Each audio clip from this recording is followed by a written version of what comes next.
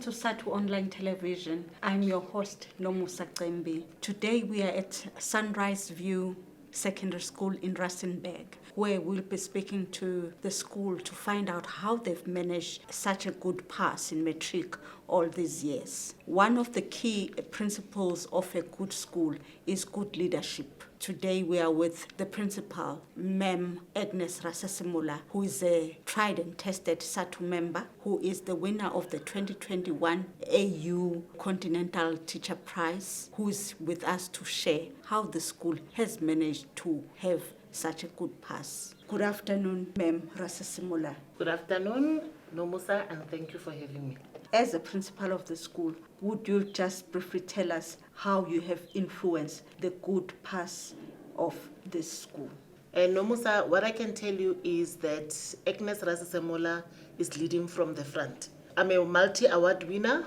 I was a national winner in the Excellence in Physical Sciences teaching in 2013. I also won position 1 in the category Excellence in Secondary School Leadership in 2017. I was also awarded the Best Teacher, National Best Teacher Award in 2021. And while I was saying I'm conquering the country, I'm Zanzi #1, I conquered the continent as the African Union Teacher Prize winner of 2021. I have a staff of 35 teachers. And out of the 35, 33 of them, I want to mention this so that comrades out there can know that out of the 35 at Sunrise View Secondary School, 33 are Sadtu comrades. We are also working very hard to make sure that the African child excels. You said you lead from the front. Yes. Can you explain what you mean by that? I lead from the front. I want to give an example. During the Covet year, which is 2020, I was teaching Physical Sciences grade 12. And during that difficult year, I was able to produce not only 100%, but also produced an average of 65.3% for the Physical Sciences. For the 5 years, we had the pass percentages as follows: 2017, 95.6, 2018, 92.9, 2019, 98.3%, and in 2020, we achieved 94.6, and the 2021 class gave us a 1% increase, which they performed at 95.6%. And then also the quality of our results has improved such that our bachelor passes are at 77.8%. And we had 100 distinctions in total, which is 8.9% of distinctions. One would be surprised as to how you managed to get or to keep to that standard with the 2 years of COVID. We are aware that most schools could not perform at the same level as pre-COVID, when we know very well that we could not have full-time classes due to lockdown and all that. In 2020, when it was hard lockdown, we had an advantage of the fact that all teachers at Sunrise View Secondary School belongs to the Microsoft Educator Center. We have ICT trainings. We had that twice a week before COVID. So we are all at a level where we are able to teach online. And that enabled us to complete the syllabus even before we went back to the traditional classroom. On the 15th of June, when we got back from the school holidays, majority of us, we were already done with the syllabus. We were just revising, hence the results of the 2020. And then immediately after that, in 2021, we had a plan with the SGB to say that we'd like our learners to come back, all of them, to school. So we took the double desks and cut them into 2 and made them single tables. This school is in a township. Perception out there is that schools in townships are battling with learning online because there are issues to do with data, there are issues to do with the fact that teachers are not adequately prepared or skilled to teach online. How did you manage to overcome those issues? Obviously, not all our learners are having gadgets. So we encourage the parents, the uncles, because the family structures in the townships or in our African households is totally different. So we asked whoever was part of the household to lend our learners the gadgets. in order for them to be able to attend classes. Fortunate enough, because no one was going to work, so everyone was home, so that enabled us to be able to teach online. Again, we tried using Zoom, Google Meet, and so forth, and we realized that they used a lot of data, and not a majority of our learners could not afford. Even the side of the teachers, because teachers were compromising using their own data. They were not given any data by the school. So now we resorted to using WhatsApp, because WhatsApp data of 29 rands is able to last them a month. And we had a strategy from the side of the teachers. We had a virtual meeting, and we agreed that even when we do the video clips, we should make them to be very, very short to avoid them consuming data from the side of the learners. The gadgets that our learners are using also do not have enough space. We were just making simple notes. I wish I could show you the screenshots, what we were doing, but it worked very well. And there are learners who actually learned very well through online, the shy ones. I mean, those learners have actually gained through teaching online more than being in the classroom. We also prepared some resource packs for those learners who could not be able to access online teaching. And in every WhatsApp group for the classes and subjects, there was a departmental head. So they were reporting attendance on daily basis. And the attendance on daily basis was more than 85%. So it actually worked for us. And in that year, we achieved 94.6% pass. That was in 2020. That was in 2020, and the bachelor passes were 72.7%. One of the issues that a principal has got to look at when leading is to instill and ensure that there is discipline in a school. And discipline is one of those factors that causes schools to fail. You are a principal in the school. How are you doing to ensure that discipline prevails in your school? I think discipline goes two ways. It can be from the side of teachers as well as the learners. The structure itself. If there is structure, people, both learners and teachers, will feel comfortable to know that there is a structure, and the structure is there for support as well as development. So in terms of our learners, they know that when they come to school, teachers are ready to teach them. And we have every grade, we have a grade tutor who gets reports from the registered teachers in terms of learner attendance. Even today, if we have 15 learners absent, already the admin staff has called the parents to find out the whereabouts of those learners. So learners cannot be between school and home. They know that if they absent themselves from school, the parents are going to eventually know. And then because by doing that, we are ensuring that learners are at school every day. And then regarding the behavior issues, we are a value-driven school. Learners know that we are having the 8 values, and then we need to live by those values. Here and there, we have learners some learners who abuse substance, alcohol, and drugs. And then our role as a school is not to cut the fingers, but we cut the nails. We put them on some rehabilitation program whereby we request the parents to buy the drug tests. And then we put those learners on that program that we test them every 3 weeks until they are able to kick the habit. And the worst, we have had 1 or 2 cases where those learners were referred to rehab. And all of them, there's no learner who ever quit the system or ever quit school because of drug and substance abuse. They get back to the school and they complete their matric. We have one who is a law graduate from Wits. Yeah, and gave us a really tough time. So we have a code of conduct. Learners in grade 8 were given the diaries where there's a code of conduct, so they know the misdemeanors and they know the levels of misconduct. Because even the parents who cannot afford to pay school fees, we encourage them to apply to be exempted, and also encourage them to render their services at the school in lieu of paying the school fees. So they assist with the playground duty during break. The prefects also do that playground duty. The cases that we have of learners smoking or dacha and so forth is usually happening when they come to school or when they leave going back home. You spoke a lot about parental involvement, and parental involvement is one of those issues that is a headache for many of the schools, more especially in township and rural schools. Sometimes you find that parents are not there, or if they are there, they say they feel they are not adequately prepared to deal with matters in the school. Sometimes they feel that they do not have the skills, or they just feel that it is an area where they feel they cannot contribute that much. How do you manage to bring in parents to be part and parcel of what is happening in the school? At Sunrise View Secondary School, I can say we have about 99% support of the parents. And it starts when they apply for admission. A year in advance, around November every year, we have a meeting with the prospective grade 8 parents. The learners who are admitted for the following year, at that meeting, they already come to the meeting with their parents wearing our full school uniform.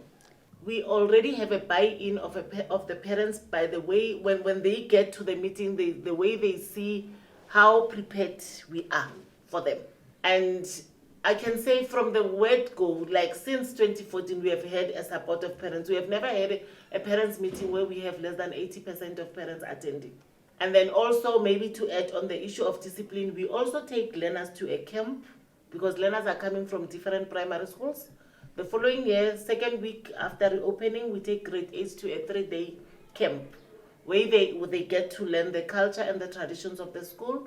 Coming back from there, they already know the school values, they know the code of conduct, what are the do's and the don'ts.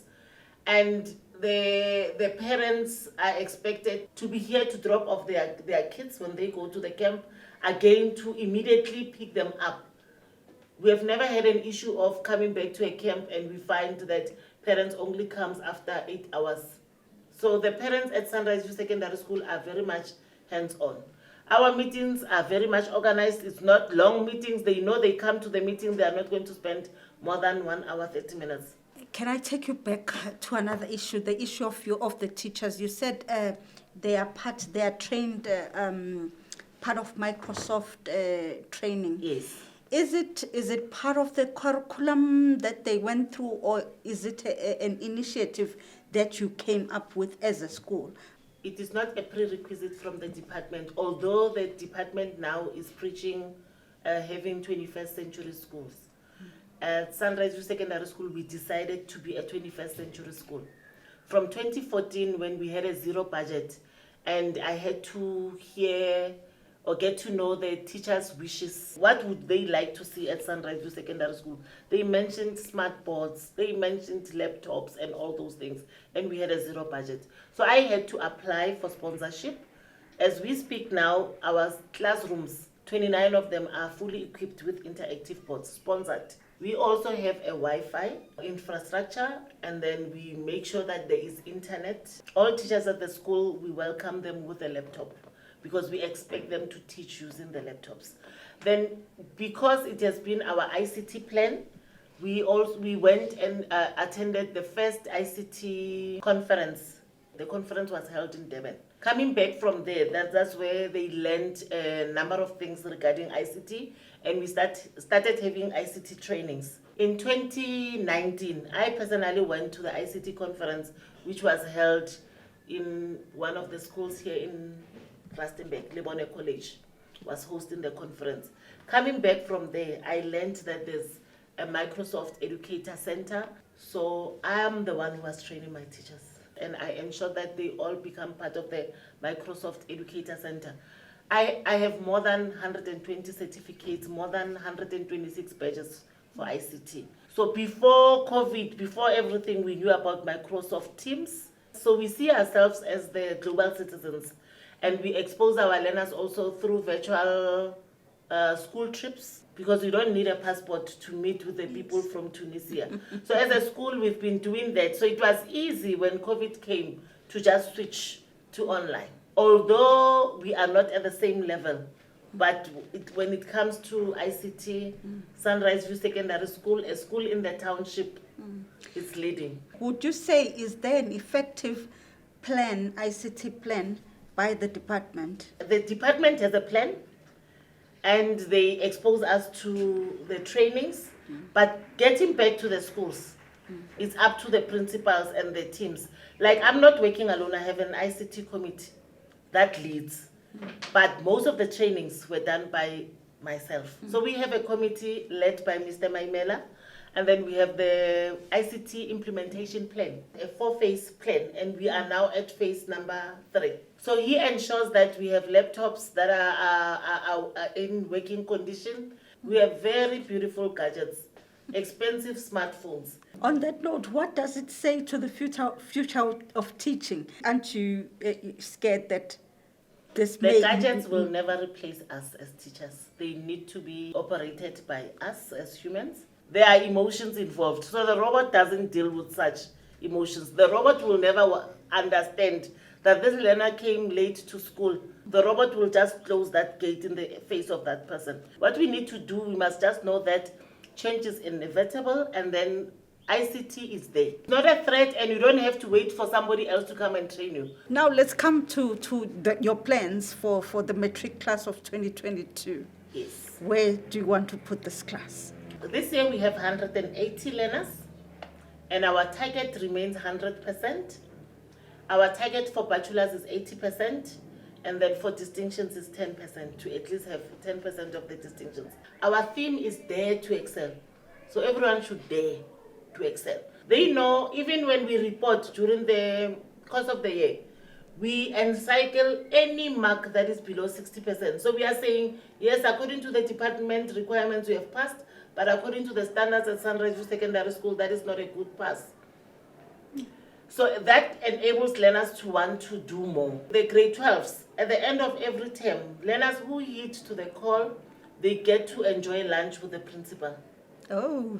So we serve them a 3-course meal, and it motivates them because they all want to sit with the principal, dine with the principal. We pledge 200 rand per distinction. So if a learner gets 7 distinctions, they know they're going to get 1,400 rand. The very same amount is given to the teachers. Like the teacher who's going to come here and talk, the tourism teacher has got 17 distinctions. So for every distinction, that teacher got 200 rands, which is a total of 3,400 rands. So we fundraise, because maybe comrades will ask, now where is that money coming from? So we fundraise to get the funds. So we are quite optimistic that we will achieve our 100%. How do you ensure that teachers follow your vision? Everything starts with the strategic planning. In my strategic planning, I ensure that we have plans a year in advance. Prior proper planning prevents poor performance. So everyone, every stakeholder has to be always prepared. So it has been the norm or the culture at Sunrise View Secondary School that we need to plan for teaching and then to avoid wasting time. So my teachers are motivated. They truly humble me, because now I'm basking in the glory because of their results. I no longer have a full-time class. I go there to help there and there. And I'm proud to sit back and look at them and see how they make me proud. And they've already seen the teachers who were handpicked from our school.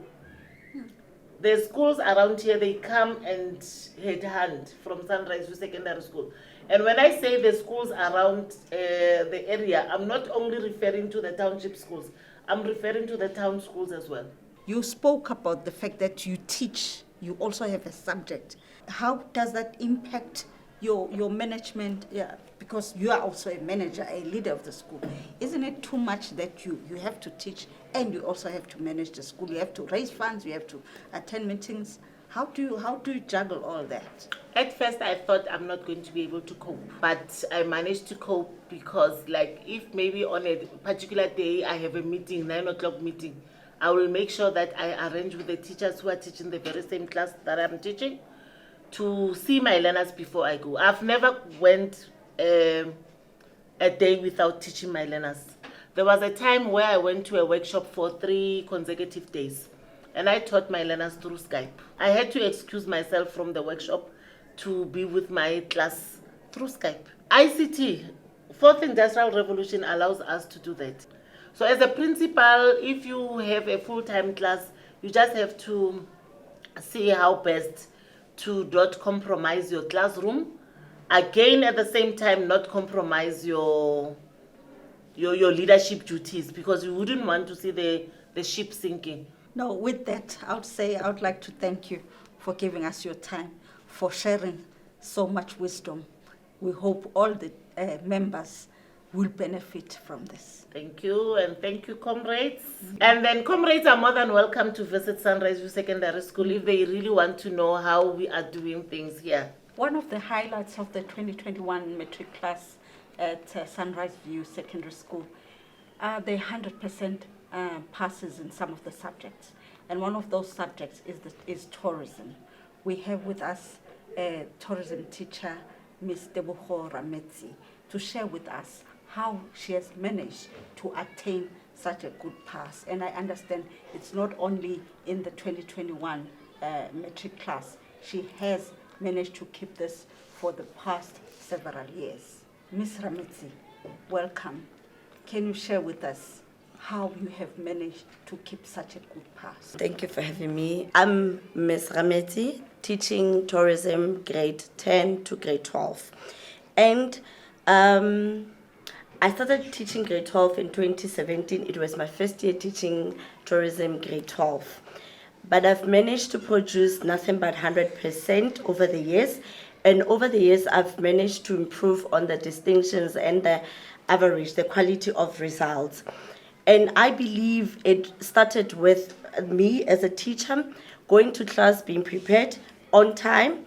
And I think also that helped me a lot is continuous assessment in terms of whenever I assess my learners, I use past papers. It starts with the first classwork, it's with the past papers. And I think, and I believe, what truly helped me to deliver the content to the learners, it's with the gadgets that we're using in our school, the interactive boards, the Wi-Fi that's there in the classrooms, because my subject is very complex.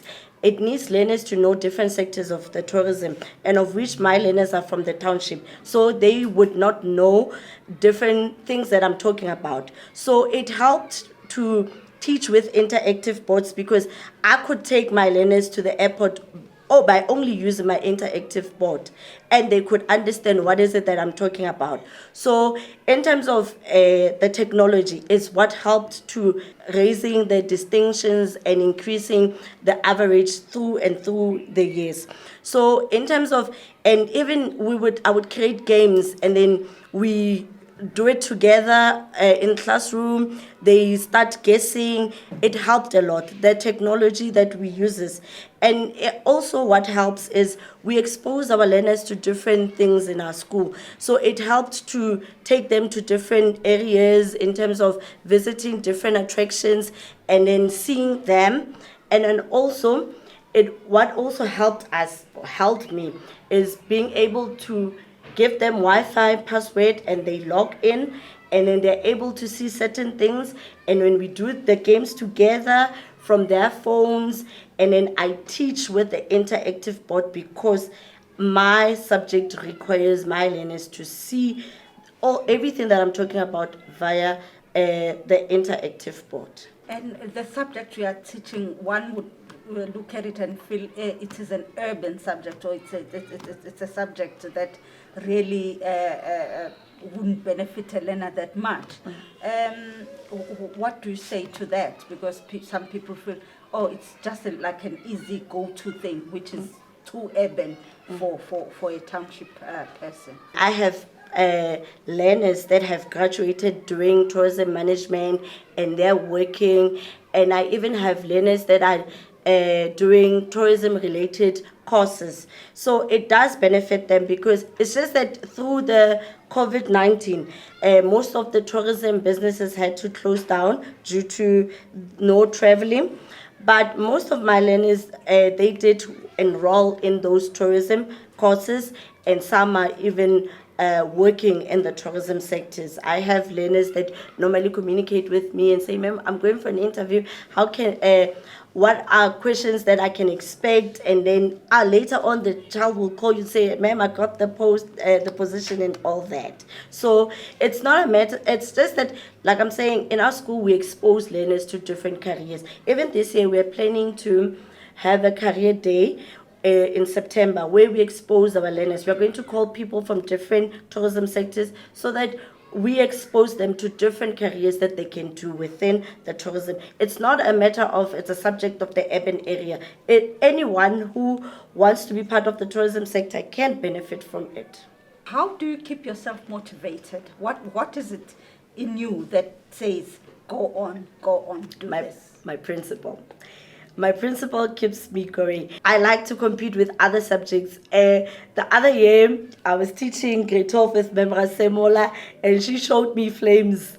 Her subject got the highest average, and throughout the years, my subject was the one subject that got the highest average in the contest subject. Suddenly this year, other year, I was not the highest. I was so sad, but I promised myself I'm going to pick up myself and work very hard, and hence even today I still got the highest average. I show the like I'm saying, my principal is my motivator. She always say, "You can do it." I never used to be this passionate and be wanting to do more.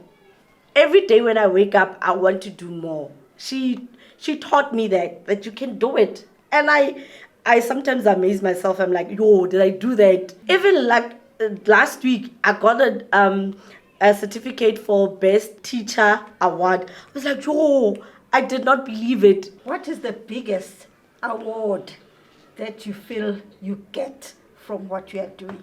Is seeing a black child getting a higher qualification, doing well, being able to pass, produce good results. Changing a life of a black child fulfills me. And what is your plan for this year? You are already at hundreds. Average of 72 with distinction more than 30. That is what I'm going for. Besides the 100% pass in your subject, I understand that this subject has put the school on the map. Can you explain what has happened? There is tourism competitions that learners can enter that runs every year. So now I entered my two learners in 2018, Queen and Geneva. They entered a research topic, a research competition where they did research based on technology used in game reserves, how they track their animals. So they entered the competition and they won position 2 nationally, and they even went represented Northwest at the tourism in Daba in Durban. They went with our subject advisor, Mr. Kekana, and they represented us very well. The following year, we also entered the very same tourism competition, but it was a public speaking competition. We also scooped position 2, which was with a learner called Mufukeng. And she also scooped position 2. They have managed to put our school on the map through the tourism competitions that we enter. It's just that through these years, there haven't been any competition. But as soon as they start again, we're going to enter our learners, and they expose them to the tourism sectors and how it works. How did COVID-19 affect your subject? I would not say directly it affected my subject because we had to teach online. So in terms of, and our learners started coming to school, all of them from last year on April. So I would not say that COVID did affect. The only time that it would affect us would be when one learner tested positive and the learner stays home. But as soon as the learner comes back, we try and bring the learner on board. So when we came back in June, we were doing revision because I was done with my syllabus. The principal made sure that we teach and we cover all the syllabus. And I don't believe that my learners had gaps or we faced a lot of challenge. No, with teaching online, it did really help us a lot. I understand that you were already on board with teaching online. Were there no other challenges or was it just smooth sailing? It was not smooth sailing because of some did not have the gadgets, but the parents would give them the gadget. We gave them material to go and study on their own and gave them activities. So all the learners had materials and we would send some materials online and they would study at home. So I would say it wasn't that difficult. It's just that it was the pandemic. The pandemic affected, anxiety. Yes, it affected us emotionally. Yes, we were drained through that. But in terms of teaching and where I'm working, I think where I'm working helped a lot in terms of teaching online, giving material before, and we even called the parents to come and collect material from the school when we were on hard lockdown. We have the site steward of Sunrise View Secondary School, Comrade Lucky Khajane, with us. The school is a dominant Sadtu, but he can explain more as to the Sadtu membership in the school. Good afternoon. Good afternoon, Comrade Nomusa. My name is Lucky Edward Khajane. I'm a site steward in Sunrise View Secondary School. What I can say our South is well represented in Sunrise View Secondary School. We work very well here. I started to teach in 2018. I became a Sadtu member in 2017 and I became a site steward in 2018. It's been my second role as a site steward. I'm representing the Sadtu very well. We have about 94% of members in our staff which are Sadtu members. What we do when we have new members, we make sure that we recruit and we work together. Our key role as a Sadtu members is to fight and teach at the same time because we care about the black child. We love them. We want to see them realize their dreams. That's what it's all about us. There's this perception out there that Sadtu members don't teach. Sadtu members, they are disruptive. They hold long meetings and all that. What do you say to that? I will say it's not true because of Rejama Gwinya. At the same time, we go to classes and we teach. In Sunrise View Secondary School, yes, we do have meetings. When do they take place? I want to raise the fact that the work of the union does not necessarily impede on the work of the school. After hours, when we have time, when we are free, we don't disrupt the teaching and learning times. What can you say about the importance of being a unionized member? It feels good because of teamwork. That's all it's all about.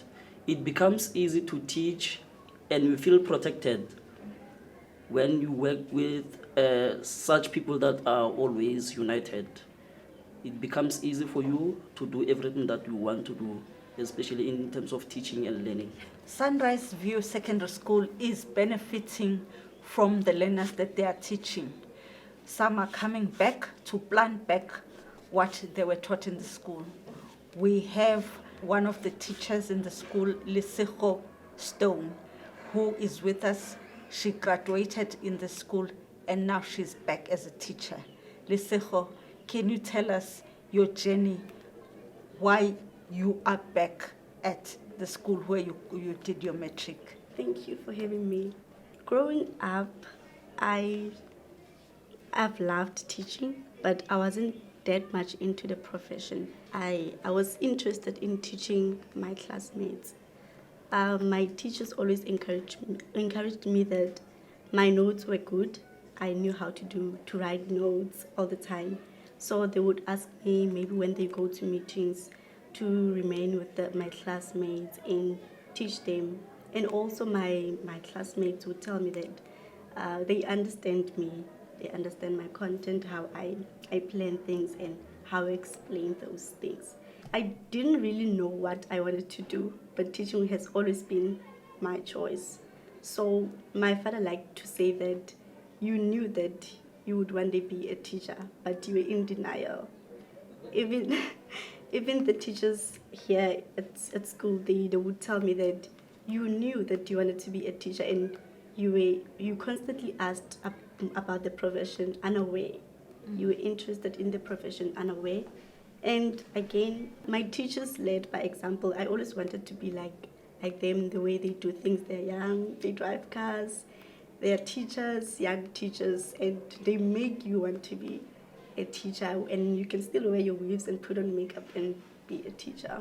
You went to the University of the Free State. How was it? I mean, sometimes people, when they go out, they see things differently and they say, no, we don't want to come back. You went to the University of the Free State and then you came back. What made you to come back? Free State was quite an experience, I don't want to lie. Because firstly, the language, they speak a different language. So I had to change how I spoke. Even now, I can't speak Tswana properly now because I was in the Free State. However, going out there made me realize that actually my province, where I come from, they need more people like me, the game changers, the trendsetters. That's how my principal used to call us, that Sunrise View, we are trendsetters. So I wanted to come back this side and to set trends. I'm sure the teachers who used to teach you are still teaching here. Even the principal is still teaching here. How does it feel? You know, now they are your peers. How does it feel? It's so nice. It's so nice. Even the learners, they are inspired because the teachers they call me to their classes and they inspire their learners that she was one of you guys. She sat at that table, maybe that very same chair, and now she's back and then she's here to teach. So you can also do it. It's quite satisfying. What is it that you feel would be your main contribution to the teaching? I believe that with my I am curious. Therefore, I always want to learn more and to bring new ideas and learn from other people. So therefore, I feel like, young as I am, I will be able to the knowledge that I have, share with my learners. And any thoughts of further studies to improve yourself? I know you've just come out of university. Yes, I had applied for honors, but then I declined it because I wasn't sure which honors do I want to, which research do I want to pursue. So I still want to pursue my studies. However, for now I paused, and then I will check after a year or two which way I will go. Okay. I didn't ask you, how old are you? I am 22, turning 23. In studio today, we have Motiba Penyo, the head boy of Sunrise View Secondary School. Good afternoon, Penyo. Afternoon. You are the head boy of this prestigious school. Tell me how you chose to be a learner in this school. Well, at first, Sunrise View was a school that I didn't know. My mother was the one that chose it for me. Firstly, I was doing my grade 8 in Gauteng in a school called Didier Primary School. When I came here, I wanted to live with my mom. Then she said that I must attend a school called Sunrise View Secondary School. At first, I was skeptical of the school because there's a saying that township schools are not the best schools. But as time went on, when I entered in grade 9, I saw that this school had status. It was a school that pioneers of the future. It teaches you to be independent and it teaches you to be a member of the society. And how does it feel that the school never gets below 95%? Well, man, that one, it is very exciting because it motivates each and every grade 12 learner to always rise above the previous year's result, break records and break our limits. As head boy, I think it is also upon your shoulders to make sure that the pass that the school received in previous years is maintained, or this class of 2022 does better. You may not be the teacher, but you are there to motivate the learners. What is your plan to make sure that the learners maintain the standard or they do better? Well, our plan may be to introduce groups, WhatsApp groups, where learners divide themselves according to topics that they know that they are the best in. Then each and every day, or maybe once a week, they come, they revise the certain topic to show that they understand more of it, to also make sure that no learner is left behind by introducing presentations where on a weekly basis learners present certain topic, their understanding and what they've learned from that certain topic. And what is your role in that? Do you coordinate those things? At first, it's just an idea. It's not yet implemented. But I was hoping that it would be implemented before we start our term 1 tests, to make sure that each and every learner understands what he or she has been taught, to make sure that they understand it, not to make sure that they understand the questions asked and how to answer the questions. Many learners would want to come to the school to learn, to be learners here. What would you say to them? I would encourage them to come here because this school challenges a person to become better. It challenges you to be the best and do things at the best of your ability. It challenges you to shatter through your limitations and become the best that you'll ever be. What have your teachers done to you? How do they challenge you? Are they strict?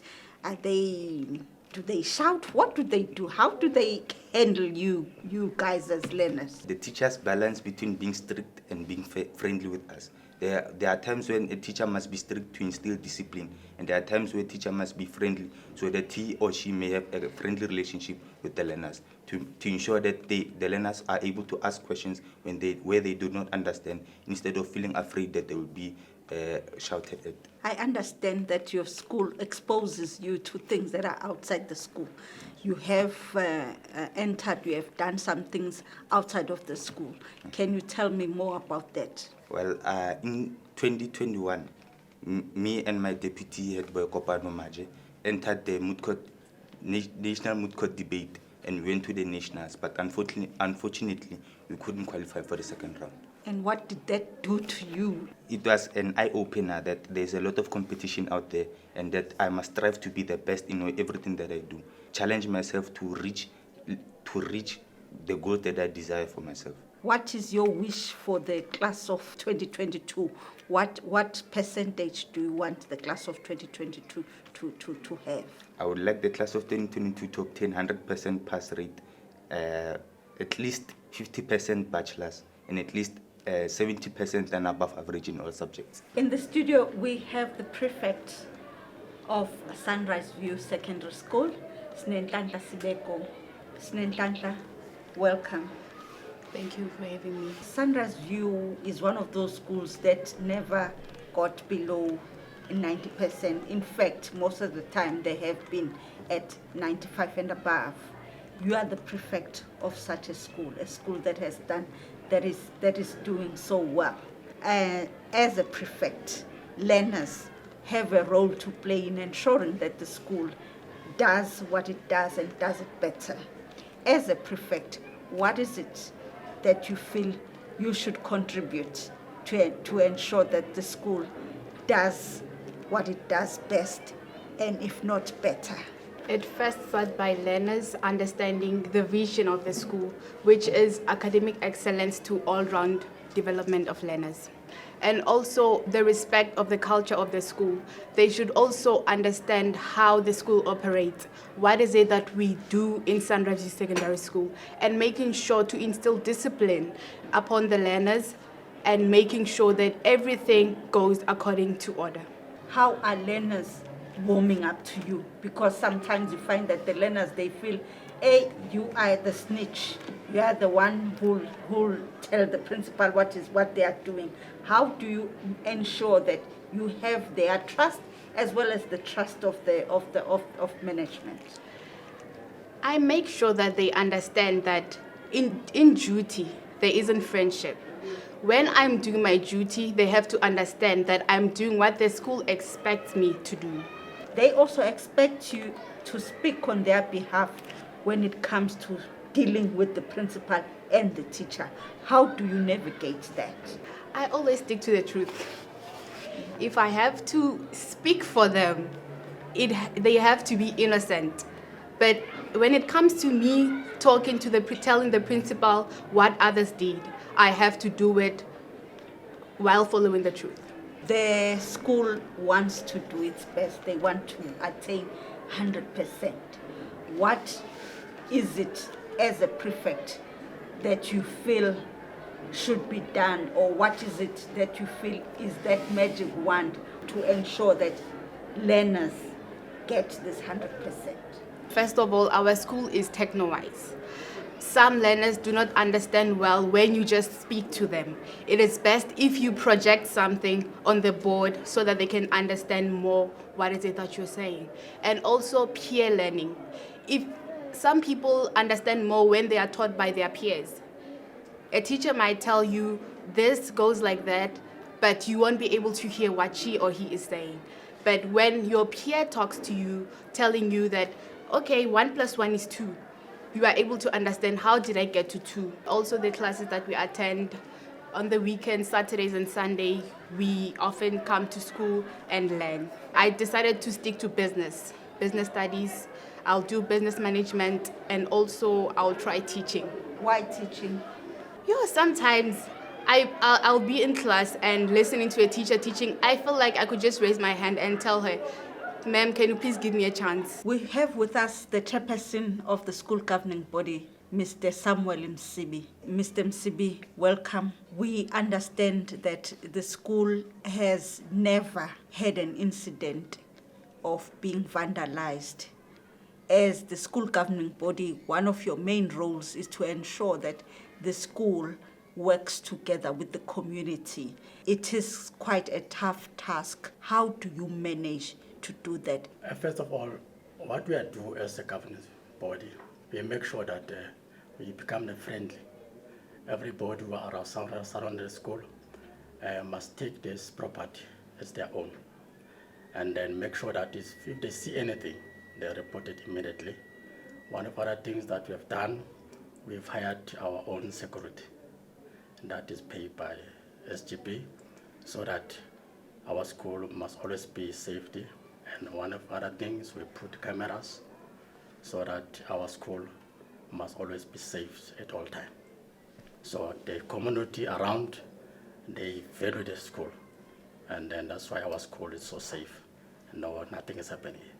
How do you make them to value the school? Do you perhaps invite them to the school, or do you invite them in school meetings? How do you build this relationship? When the school have a meeting for curriculum or SGB meeting, we talk about these things, safety of the school, and also we ask the community that the school, the property is not only for the department, and then anything that's happening to the school is benefit from our children, so that the community, they support us on that one. There's always sometimes tensions between the school governing body and the principal. In some instances, they say the principal doesn't consult, or the SGP wants to run the school. How do you work with the principal? How do you ensure that the role of the principal and the role of the SGP, they work in harmony? First of all, we as a SGP, we must know our lane. We are here for the issues of governance. And then the principal and her team, they are here for curriculum. So if the both department can differentiate which role I must play and which role they must play, it's only that. Because if the SGP go to another line for the principal's duties, they welcome the problems. Because I must understand my duty as a chairperson of the school or as a SGB. You spoke of the fact that you have hired the security to run the schools. We know that schools in the township, they do not have such resources or money, to do such. How did you manage to raise funds or in order to be able to have a security company and pay for it? I think one of the things that we have to look for, if we hired security for a company, sometimes as a school we don't have money. And then sometimes we find out some people, they get so little money, but the contractors get more. So if you run the school for our own, and then it's better, then we sit down and communicate and check how much can we pay that the school can afford. If the school cannot afford it, then we cannot do it. And then even for the trust that the parent and the school that they have, then we manage to do some of the things. What are your expectations of the school? Our teachers and principal are working so hard. And then they are also committed. And then if the children, they've got these teachers who are so committed and principals working hard, and then our children are not lost. And what do you promise to give them as parents so that they can achieve this 100%? We are there to support, because what we want to achieve, to see our children have a better life and good education.